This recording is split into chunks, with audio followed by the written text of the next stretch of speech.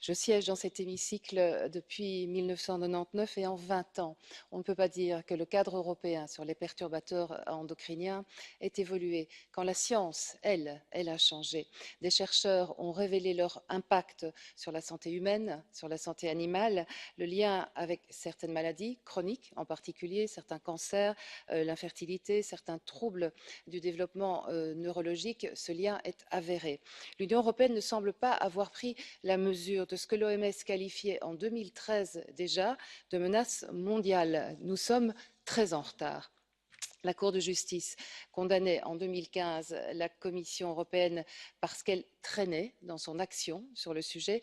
4 ans plus tard, on n'a pas beaucoup avancé en réalité, Madame la Commissaire, et cette nouvelle stratégie prend des airs d'actes manqués, je dirais. La définition, par exemple, définition des perturbateurs endocriniens ne s'applique qu'aux produits phytopharmaceutiques. On sait pourtant aujourd'hui que 80% des expositions se font par voie alimentaire. Il faut donc les interdire dans les conserves, dans les barquettes, bref, dans tous ces matériaux qui sont destinés à entrer en contact avec la nourriture. Dans les cosmétiques aussi, ça a été dit, dans les jouets. J'ai vérifié hier, seules 8 substances sont répertoriées comme des perturbateurs endocriniens dans la base de données européenne. Il y en a plus de 1000. Une étude publiée il y a quelques jours en a trouvé 90 dans une seule rivière en France. C'est le grand écart. Il faut accélérer les tests d'identification. Le bisphénol A, celui dont les effets néfastes sont les plus documentés, reste largement autorisé. L'Europe n'avance pas assez vite.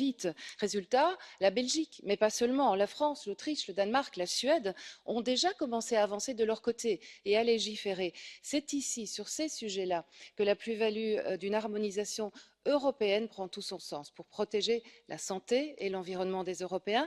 Écoutez les chercheurs, cette stratégie ne va pas assez loin. Nous devons aller plus vite et plus fort. Merci, Monsieur le Président.